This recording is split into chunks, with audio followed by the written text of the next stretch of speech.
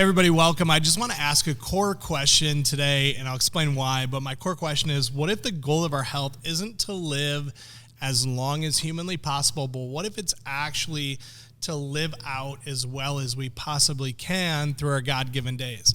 And the reason I'm bringing this up is because I watched a podcast recently where an longevity expert, someone who's become a human guinea pig and has arguably tried to extend his life and using all of the money and all of the, accessibility that he has to do it. And he has a lot of it.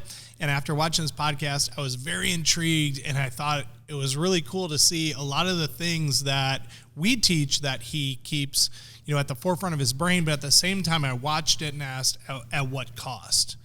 So that's the question today. Is it longevity, or is it health, vibrance, livelihood, and enjoying the days that God has put in front of you, especially if it means carrying out the impact that he had planned for you?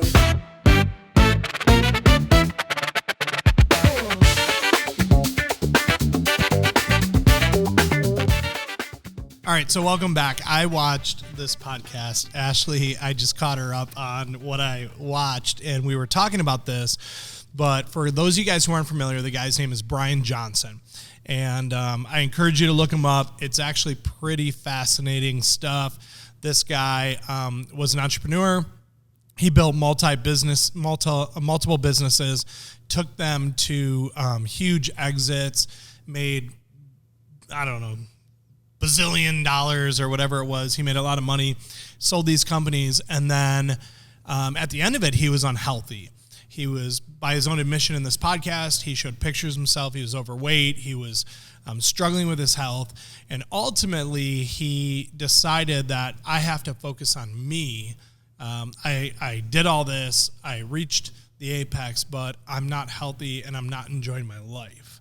And I think that that's a huge contrast to what we try to teach our patients. Right. So, right. Which is, it's really... It's really funny that you said he's not enjoying his life, because then you go on to explain how he does it to enjoy his life, and it does not sound like enjoyable life either. So I think maybe if you skip to the end of the book, maybe the whole point is that this guy doesn't have a clue on how to enjoy his life in general. Like, he's not a life enjoyer. I'll make sure we put a link to the video in the podcast notes, because I think it's actually really intriguing to watch. And there are a lot of things he's doing that are really good that we do. We incorporate in our lifestyles. We do them here or there. Maybe they're routines that we develop out of them, but he stacks all of them. And when I say all of them, I mean all of them. And this guy is considered to be, at today's day and age, the most measured human being alive on the face of the planet. He measures every enzyme. He measures blood. He does it literally daily. He measures his sleep. He measures all this stuff. So there's this whole biohacking, the Ben Greenfields of the world. Sure. And you worked with the one guy that, remember, he was like, I'm going to have this glass of wine tonight. And Dr. Dan Stickler, Dr. Dan Stickler. Yeah. There's nothing wrong with measuring your metrics. Mm-hmm. Yep. But when measuring your metrics creates a situation where now you're living according to this new plan that's designed to do whatever, but you're now living less of your life, that's where I got into this. And I was like, man, I really, truly, honestly struggled with this idea. And the other thing is Bryan Johnson's plan is called the Blueprint Health Plan, and it's also called the Don't Die Plan. I philosophically don't agree with that. I do believe in eternal life. Yes. Well, yeah, I think, so here's the funny thing is that go back in time and you can see, somebody could pull up right now a clip of us being like, what's the litmus test for if something feels like it's right or wrong, right? And one of the really easy things is to say, like, yeah, that doesn't make sense. Yeah. So if somebody's going to say the don't die plan, no, like inherently that isn't the way life works. Nobody's getting out alive. Yeah, we've been quoted at saying that multiple times. Nobody's getting out of this life alive. Right. We do believe in life eternal. We do believe in a story through Jesus Christ. We do believe that there's nothing wrong with the idea of like not wanting to not live. I think not wanting to live is actually a problem. 100%. But our goal isn't to live forever in this life. I think our goal, and this is what we were talking about this in this podcast, was I think our goal is to refocus and go, how do we get the most living out of life? Now, does that mean we want to live longer? Ideally, yeah, we want to live longer, healthier, but we're not obsessed with the idea of I'm gonna live as long as I can, or I'm gonna live forever. We don't believe that. What we do believe is that what if we've gotten longevity wrong? That's crazy. I'm going to live forever. That's crazy. Even the word longevity. What if we got that wrong? Right. And I think that's an interest. I mean, I think what you're on to here is so fascinating because there's certain trends that happen, right? There's certain things that start to just kind of take hold in culture and these ideas. And I, there is something that's there is a trend that takes hold in certain sectors of culture, right? Yep. Where it's like we want to build these businesses. We're gonna and the pinnacle of that success is that you've made these giant exits and you have all this money, and then you got this guy that's like in a pile after that. Like he's so unhealthy. But he applied the same philosophy to his health. Right. And I think that's where I looked at it and I was like, oh, he's just businessing his health. He is, and there's this idea of holding on so tight to something that you just squeeze it to death, right? And this idea that sometimes the tighter you hold on to something. A few years back, a girlfriend of mine and I, we started adopting more of a philosophy of holding on loosely, and there was a phrase that we said to each other quite a bit, where it was "hold on loosely." We got to hold on loosely, because you're not letting go. We're not letting go. You're holding on. Right, but the tighter you grip something, sometimes the more the things squeezes through your fingers. Yes, exactly. Holding on loosely. Yes, and there leaves room in there for just the things that happen inside of. Technically, that's how you swing a golf club really well. You hold on loosely. I'm learning that loosely, right? Yes, it applies to so many things, but it also there you can get to the point in this, and let's talk about, this is leading me to times where I haven't held on loosely to life, and there's been plenty of times where I've tried to grip it too hard, which is why I had to adopt the phrase to remind myself to hold on loosely. But I would like to hear about, you were talking about his morning routine, and I would love to hear about how this guy businessed his health. Yeah. Right. And so I can only imagine the KPI meetings he had with his own health and the whatever. That's exactly what it was. That's literally exactly what it was. And we'll get back to your morning routine that you established at one point, because I think it's good. I think we all can fall victim to it. And that's the thing I want to caution people towards, is that we always have to be reassessing, reevaluating, like, why? Start with why. And I think that's the whole thing. Like, when I watched this video, I'm like, what is his why? What is it? And I can't wait to tell you some of the crazy things I saw. But we live in a very fascinating time in history. Right now, you guys can measure your blood glucose levels. You can measure your HRV values, your heart rate variability. You can measure your body composition. You can measure how much fat or muscle mass. One of my favorite ones is biological age, and that was one that this guy, Bryan Johnson, got obsessed with. So here comes Bryan Johnson. He takes this idea further than anyone else. He made himself essentially into a human experiment, and it's fascinating to watch. I watched one of these podcasts, and I thought, oh my gosh, if I had to do everything that people are watching him, and he took his biological age. He's like 45, 46 years old, somewhere around there. And when they measured his biological age based on the way his organs were functioning and everything, he measures it like an 18 or 19-year-old. That alone, you're like, wow, that's incredible. He just gave himself 25 more years. Now, what we don't know is, what if, God's plan for him was to live to 85, and he was going to spend 25 years of that miserably. He may have just changed those 25 years of his life, or whatever they are, right? Yeah. Yeah. Is he going to extend his life? And that's where the question comes in, because that's what his kind of dialogue and his goal is project is life extension. So it got me thinking much deeper about this, and I thought, what if the goal isn't longevity? What if it's actually quality? And I have something to back this up. I'm going to talk about a couple biblical scriptures where I think the Bible actually tells us our goal isn't longevity, right? That our goal is quality and quantity, but not quantity in terms of time, quantity in terms of memories, experiences, influence, interactions, relationships, these type of things. So for anyone who doesn't know Bryan Johnson, he's an entrepreneur who became famous for his extreme approach to longevity with this whole blueprint or don't die protocol. He's one of the most measured people in the world. He's tracking an extraordinary number of biological markers. He's devoted enormous amounts of time and money and resources towards, trying to affect his biological aging. And some of what he's doing is incredibly interesting. I talked about that. His attention to sleep was really fascinating. Nutrition, chef-prepared meals multiple times a day, macros counted, when he eats, exactly what time, exactly how much. Exercise, he had like a $100,000+ gym. He goes through 30 to 40 exercises every day. The guy that he was walking through in this podcast was arguably more muscled and in better shape maybe in some ways than Bryan.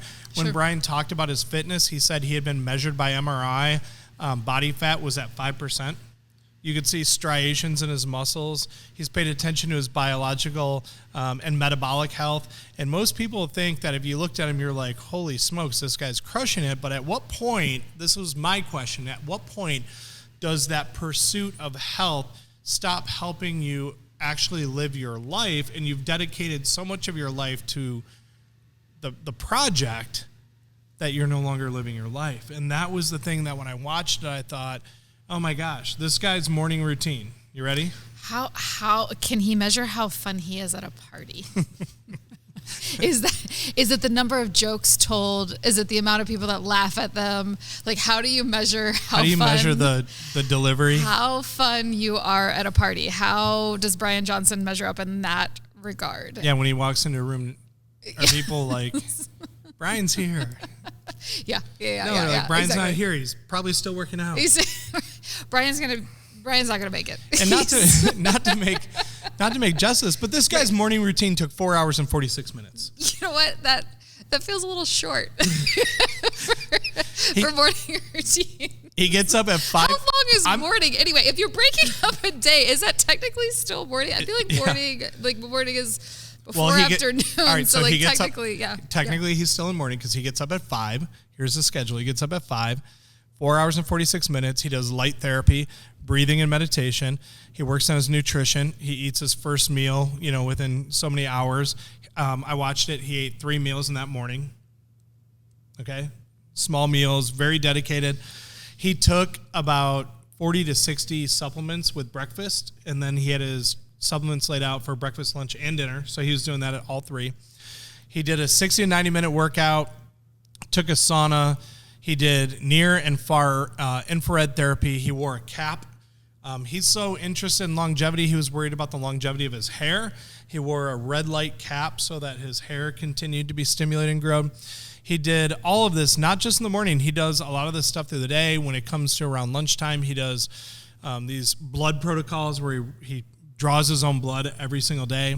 One of the things I found really weird, I had to look at another podcast to find this, but he has actually done blood transfusions with his high school to college age son. So he has taken his younger son's blood and put it into his body.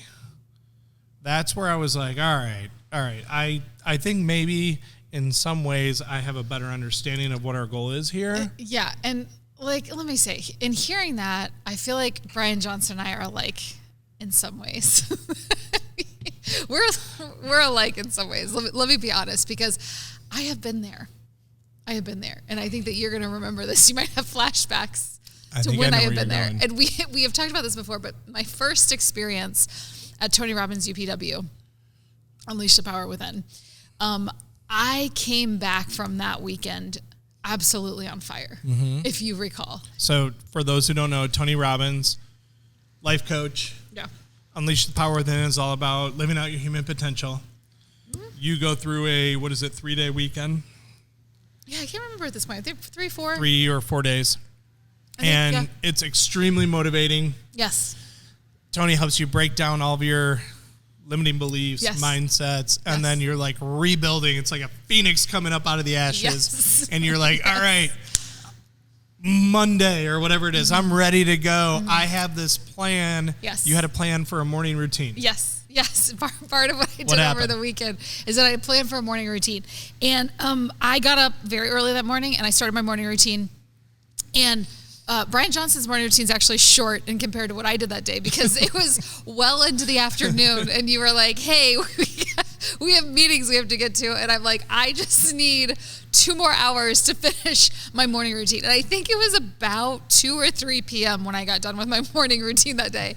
And I think the first thing you said to me was, I am very excited about this plan that you have that you came back from Tony Robbins from. But he said, how sustainable is it? Is this going to be with the idea that we can't dedicate from 5 a.m. till 3 p.m. every single day to your morning routine? Yeah. And I think that really hit me, because I think I was almost done with the morning routine when the same thought was kind of hitting me. Like, I don't know if I can do this every single day, because Day one. Day one. And because to be fair to Tony, I don't think that was Tony's fault. I don't think that was Tony's fault. I think it was me, really. So I think me and Bryan Johnson are on the same wavelength in terms of what we were trying to accomplish. I think that the reality of my life probably hit a little bit harder, because it was like, hey, I actually have kids, and I have carpools, and we got to go to school. And at that time, I was homeschooling my kids, and I also have a job, and I also have these things that I need to fit inside of this morning routine. So I don't quite have that much time every single day to do a morning routine. And so I think my morning routine became a lot more balanced on the other side of that. So I understand. I understand how you get out of balance. I think for me, there's typically a course correction that happens when you get out of balance and when something feels very extreme. And it also lends itself to this idea is like, how did I end up doing a morning routine that was that long? I think that there was some outside pressure that made me just feel like, God, if I'm not doing it right, it's got to be this. And if I'm going to do it right, I'm going to do everything right. Well, all right. So let's go back to his example. This is a guy who did a bunch of incredible things in business. Yeah. Yeah. But he let his health get the pendulum swung way in the wrong direction. Out of balance. And there are people who are more extreme out there. So when he exited businesses, made tons of money, and the pendulum swung back, it just swung really hard back. And now he had all the finances, all the time, all the ability to dedicate this, but that's not, for your average human being, that's not sustainable. And my fear is that people watch this and they fall victim to it. So what if we said it? What if the argument isn't against taking care of yourself? Yeah. No, we're like pro taking care of yourself people, right? You eat real food, you get outside, you sleep, you manage stress, you build relationships, you take care of your nervous system. The one thing I noticed is he didn't talk about chiropractic on there, which is wild. Mind-blowing. Considering this guy measures everything. But I went immediately, one of the things that I do real quick, anytime I feel something that just is kind of like, feels like something's kind of like tearing me, kind of like stressing my spirit or pulling me into like, oh, I held over here, and then like, I don't buy this over here, whatever. I always go back to the Bible. Right. So I looked up a couple scriptures, and these are ones that I read, and, I understand the Bible has to be taken in context. If you're talking to Job, what was Job doing? If you're in Matthew, like what was happening at the time? But these are his words, okay? And these are words from the Holy Bible. Job 14:5 says, a person's days are determined, and he says, you have decreed, talking about God, you have decreed the number of his months and set limits that he cannot exceed. Now, he doesn't say you named what day he was going to die. He says you've set limits that he cannot exceed. I believe that. So Bryan Johnson goes, I'm going to see how long I can live. I believe at some point he's going to bump up against a limit. Right. And I think that there's lots of scriptures. I think David said in the Psalms, Psalm 139, that his days were ordained for him, written in God's book before one of them came to be. So, I mean, that's another... God already had a plan for him. He already had a plan for him. He already had the number of days that he was going to live written for him. Right? In Matthew, it talks about who can even add an hour to his life. Who can even add an hour? So Bryan Johnson would be like, I went from 45 years old biologically, but you don't know that you're not going to get hit by a bus on the same day that you would have maybe died of natural causes. So God's like, we have a time on this earth. So, your health matters. Don't smoke. If you smoke, don't exercise, eat terribly, sleep 2 hours, 3 hours a night, abuse your body, drink Mountain Dew or energy drinks like they're going out of style. Those consequences absolutely have effect, but here's the distinction: is to what effect? Is it taking off life of your years, or is it taking off years of your life, or taking off life from your years? Right. And right? I think that's my question. Yes. And philosophically speaking, I think where we would land in that question is that if your days are numbered, if we believe that your days are numbered, you're not adding to, you're not taking away, but what does it look like inside of that? Yep. Like what does your health look like inside of it? What is your vitality inside of it? What does it, because there's nothing that it seems like that's guaranteed or given to you that says this is what it's going to be. Like you are going to be running and frolicking in the fields, and then you're going to lay down to sleep that night, and then you're going to pass away. Here's the thing. Some of it you have control over. Right. And some of it you don't. Right. And I would argue that the things you don't have control over make you want to be healthier, because the only control you have is to be your best version of yourself when you bump up against things you don't have control over. Yep. So there are stressors, there are things, people die, you lose family members, all this, but theoretically, say you're going to live to be 85, for the next 20 years, do I want to spend it overweight, metabolically unhealthy? Do I want to be exhausted? Do I want to be in pain? Do I want to lose sleep? Do I want to not be able to play with my kids, not have the energy? But if I'm going to change that, what do I do? Do the opposite, right? Start exercise and eat real food. We lose weight. We get stronger. We sleep better. We improve our metabolic health. We get our life back. Now you're 75 years old. You're hiking around with your grandchildren. You got 10 years left. You're traveling. You're still maybe even working. You're serving. You're enjoying your family. Do I necessarily need 20 more years? Right. You know what I mean? Right. I got 20 more years of life. Right. Out of the time I had. Do I actually need 20 more years, or what I need is 20 more years of health? And I think this is where Bryan's thing was fascinating. Right. There's no doubt he's adding health. Yeah. In many of the ways. Yep. Taking somebody else's blood and putting it in yours. Feels weird. I don't know about that one. Feels weird. So that changes the question completely. Yeah, and I think and it's not like how do I live to 120? No, it's not how do I live forever? Yeah. That changes the question. It's like inside of the life that I have, what does it look like? And there's so many you look at life and you're like, how many times has somebody sat in a dark room because they have a migraine and they can't come out, right? Mm-hmm. How many times have you come home from work and your kid's like, hey, will you toss a ball with me? And you're like, listen, I just got to sit for a minute. How many times have you not signed up to coach your kid's team? Right now I'm coaching 5th grade volleyball for my daughter and for her teammates. And I had lots of big plans walking into this season. And now, I remember coaching a basketball team wishing I was in a room with a migraine one time. Yeah, and listen. This 5th grade volleyball team, we're good. We're doing it. Like dude, I love these girls. They're great, and they didn't realize what they signed up for when they're coming in. They're like, why did I get the ex-CrossFit coach who's coming in and working us? And I'm like, I'm sorry that you were on my team, but we're doing it. So it's funny, but how many times have you said no to something because you're like, I just physically can't do it? Don't have the energy how many or whatever. times have you had to readjust your job or change jobs maybe because you just physically can't do it? How many situations have you been in where you just couldn't do it, and it's limiting the life that you have? And that's the stuff that we're talking about. In those days inside of the years that you have, like those are the days that we're trying to grab a hold of, and those are the days that we're trying to change, and those are the days that we're trying to maximize, and we're trying to put on 100% to let you live your God-given potential. This is not scripted right now. This is off script. I'm going to tell you that all the motivation you need, all the energy you need is already in there. You are a fountain of energy. Now, here's the thing. You can take care of yourself poorly, and you can feel low energy, okay? Mm-hmm. You cannot eat well. You cannot sleep well. You can smoke cigarettes. You can do this, and you can feel terrible.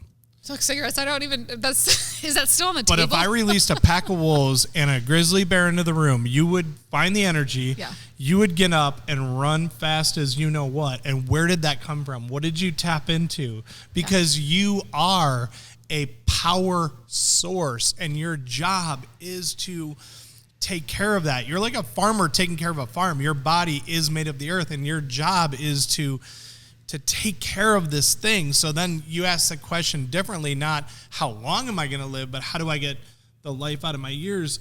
And then you start going, okay, how do I have enough energy to raise kids, to show up to volleyball practice? How do I have enough energy to play with children? How do I wake up not exhausted? What can I do differently? I mean, 100%. How many times have you skipped church because you woke up the day the church comes and you're like, I can't do it. I don't have the energy for it. How many relationships have you disconnected from because you just don't have the energy to put into it? How many times have you changed your life because you just don't feel like you can? And sometimes that's a mental thing, and then sometimes it's an actual physical thing. And here's the thing. We could be dead wrong. If we are dead wrong with the idea that you can actually add days to your life or subtract days from your life, philosophically speaking, if we are dead wrong, it doesn't matter because at the end of the day, if you're building the days of your life or if you're adding to them, the philosophy is still the same. Yeah. Does that make sense? Good. Like you're still, the goal is still the same. The end game is that what you're doing to get there is still the same. I think my problem with the philosophy. Right. Was, are you losing time currently trying to gain time long term? Something that you're never Are you losing get. experiences now? Yep. And I'm not saying all the things arguably he's doing, red light, infrared sauna, great. Nutrition, great. This, great. That, great. But when you make health that complicated, are you losing out on something now? Which is something we just talked about. Health is not complicated. It's not and complicated. That the traditional medical model is the model that teaches you that it's complicated. So if you're stepping into a more holistic space and you have somebody that's over complicating health, then there's immediate red, like all the bells, all the whistles, all the warning lights are going off because it's like, man, this isn't that complicated. One of the scriptures I wrote down looking at this was in Psalms, Psalm 90:12 says, teach us to number our days. He's saying, I want to make my days unnumbered. Yeah. Right? I want to live forever. And the Bible says, no. Teach us to number our days. And it says that we may gain a heart of wisdom. And I think this was the part that I felt like maybe was missing is the wisdom is, notice it doesn't say, teach me to try to live endless days. That's not what it says. It says, teach us to number them. That there's something powerful about recognizing that your time is limited. This is what I loved about the Stoics. The Stoics, you go to Seneca and what Marcus Aurelius and these guys. Our son is like fascinated right now with like the Roman Empire and Greek and Roman mythology. We went to see the Odyssey and you watch, was it Odysseus and all this. And what you realize is like, they were like, those were the guys that were like sucking the marrow out of life. That was the whole point of their existence, was knowing that they were finite in the moment. And we're not talking about theologically later on, living, through eternity. But what am I doing with today? Did you get up today? Did you, maybe today is not a workout day for you, but are you going to be active? Like on days where you work out, your consumption can go up because you need to eat protein, you need to recover, you need to do these things. If you're not moving around today might be a caloric restriction day. Today might be, and like you're just living life in balance. And that's what I felt like this whole thing that I watched was so out of balance that it wasn't living. He was waking up, he was going to bed, but was he living? Yeah. And I would argue, no, he was working on his health and longevity, but he wasn't living. Yeah. Who am I spending the day with? What am I building? Who am I helping? What am I missing? What really matters? And that was the paradox that I saw between this. And it was what made me go like, I don't want my patients to watch this and think this is what health is. Or this is what you have to do to achieve health. I mean, I think we were talking about how he was saying that he sleeps in the perfect condition because he doesn't sleep with anybody else. And I'm like, man, you're missing it. No, he sleeps in a dark room. Yeah. Literally, there was 4 walls of bed, 2 air purifiers, and curtains. That's all there was. Right. There wasn't any artwork that he loved. There wasn't, he didn't have, the one thing I noticed was his entire house was white. And there wasn't anything of there was no personality. There was no art. There was no beauty. There was no joy. There was no. Yeah. And so it was almost like watching a Tesla robot live life and go this is what you do. And it was really weird. Yes. And again, I actually liked the guy's personality when he was doing it. It was actually really fascinating to watch. He was very interesting. Yeah. But at the same time, I looked and I go, could I live in that house? And the answer was No. Well, and what's really double hockey stick. No. What's really interesting about this too is that he got to the end of this business thing, right? Where he achieved all these things in business, and then he got to the end of it, and he was unhealthy, and it was disastrous on that end. He achieved everything he wanted. He achieved everything he wanted in business, and then he got to the end and it was disastrous. And I think one of the important questions here is that, is he going to get the end of achieving everything he wants in health? Achieving might be the right term. It's a little cheesy. It is a little cheesy. Is he going to get to the end and achieve everything he wants in health? And is he going to find out that it's disastrous in other areas of his life? The relational areas, in the sucking the marrow out of life area, in just, the family and the kids and like the beautiful things that people talk about on their deathbed of like, and I know people the unmeasurables, and people don't ask for one more day of life. So that they can get another one. I just want one more morning routine. I just want one more 6.5 hour. Sweat it out in the sauna. Yes. Just give me one more 40 day. minutes working out and cold plunge for 20 more minutes. Like that's what I want my last day on earth to look like. When you look at people on death row, their last meal is like never. Can I get an arugula salad with I want broccoli cooked with no butter, and I would like one chicken breast unseasoned. You guys have quinoa on the menu? Yes, like nobody is. That's and again, we're not making fun of it. Like I love quinoa. I eat it. But are you measuring? We love measurements, but my question would be, are you measuring what you love? Yep. Biological age, chronicle age, blood markers, glucose, body fat, sleep scores, HRV, VO2 max. Those are all very useful. But what are we doing? What do we love? Are we measuring the relationship with your spouse, the relationship with your kids, having enough energy to play? Does health fall into that? It falls into all of them. Do you have the strength to serve? Are you mentally present? Are you in a brain fog all the time? Do you enjoy life? Are you doing the work you were created to do at the level that you were created to do it? I just heard a story recently that if you could live your life over again, my buddy Charles Major said this, could you do it better? Could you do it stronger?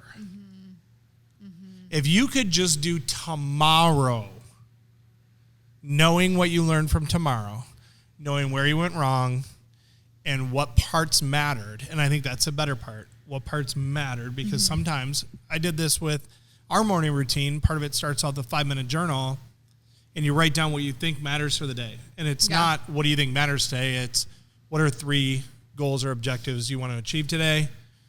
And then at the end of the day, it's like, what are the 3 things that made today great? And often those don't line up. Yeah. And if I look at, could I have done yesterday better? The answer is yes, I could have. Yeah. Could I have done it measurably better? The answer is yes. What would I have measured?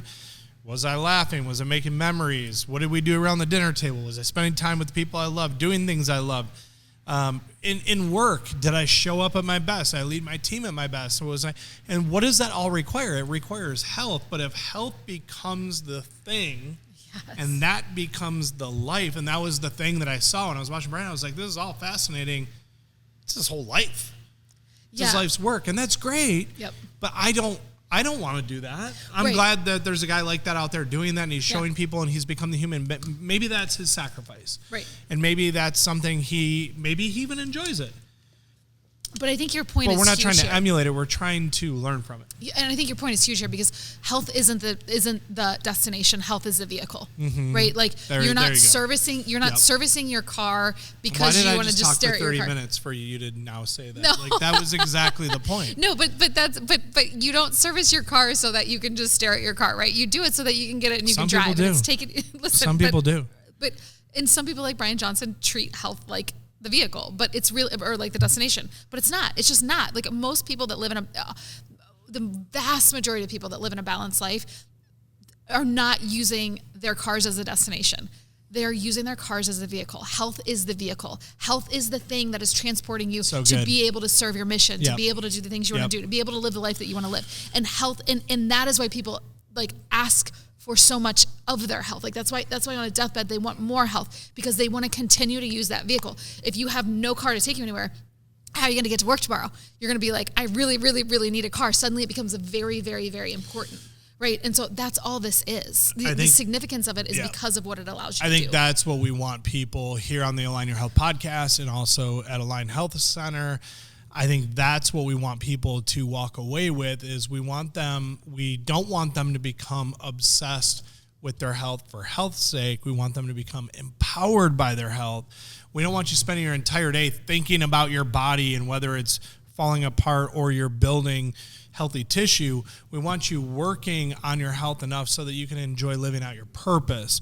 That's a huge distinction. Now, here's the thing I will say, and I'll end with this part and then feel free to finish up. I think frequently we get up and we start moving and we start working and we start getting busy and we start doing things. I'm guilty of this frequently, and it's something that I think we all are guilty of and we need to work on. But I was listening to a guy the other day talking about the Trump kids' bank accounts. And he was talking about how this opened up a new portal for being able to pay yourself and then pay your kids first, and how you've heard the principle about paying yourself first. Yeah. Then when you own a business, or even if you don't own a business, you're an employee, you get paid, but all that money has to go to bills, has to go to whatever. Right. There's a portion of that paycheck, and then you can only decide the amount that should be going towards your future. And you should take that first, because the rest of it will disappear. I promise you. Yeah. It will. Every 2 weeks you get paid, every month you get paid, whatever, you'll spend it in some way, shape, or form. The only part you won't spend is the part that you decide on investing. And eventually, if you do that well, it just grows and it gets bigger and it gets easier. And it becomes less stressful as it grows. And I would argue that our goal in our health is the same. When you wake up, pay yourself first in your health. That first hour. Yeah. That first 10 minutes, that first meal, that first, whatever it is, that first should be given. And I think that's actually a biblical principle, that we give God our first fruits. Yeah. Yep. Wake up in the morning, spend time with him. This is going to sound like a morning routine, but spend time with him for a couple minutes. It doesn't have to be a lot. If I asked you right now, have you read a chapter in the Bible in the last week? And you're like, no, well, one chapter could take you 2 or 3 minutes. Like, read a chapter. And then get up, and you don't have to do a 2-hour workout. The last time you did an hour and a half, 2-hour workout might have been a week ago, 2 weeks ago, a month ago. Get up and do, what does your dad do? 50 squats, 50 sit-ups, 50 push-ups. I would say combine them all, just do 50 burpees. Right. Do 50 burpees. That will take you under 5 minutes. Right.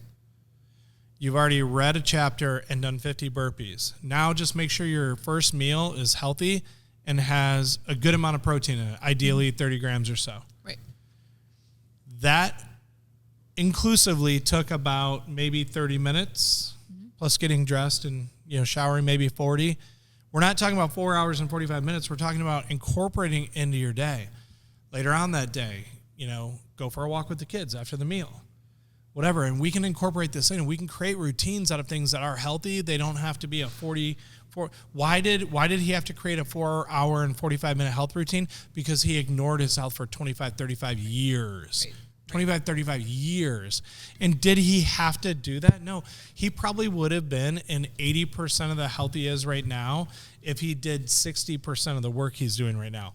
Right. Like, there's some of it that's so nuanced that it's barely turning knobs, and there's some of it that are big knobs, like the hour-long workout, the eating more protein, the eating healthier 3 times a day. Those are knobs big knobs, you have to turn them a little to make huge degree changes. Little knobs, you got to turn them a lot. And if we figure out where those big knobs are in our life and we turn them a little bit, it can have a huge impact. I loved the takeaway about living life fully in this final thought of, like, God's given us our bodies. It was a gift, and I think he realized that gift. He didn't attribute it to God. Right. And the whole thing, he didn't attribute it to God. I am. And God's given us this thing, and the idea of trying to extend it, I think, is the wrong idea. I think the idea of getting the most out of it and honoring it the most to get the most out of it is actually the way, 100%. Yeah. 100%. Yep. So God, teach us to number our days that we may gain a heart of wisdom, particularly when it comes to our health, our longevity, and whatever you have in store for us. We just want to live it out to our God-given potential. Appreciate you guys for listening. We can't wait to see you next time.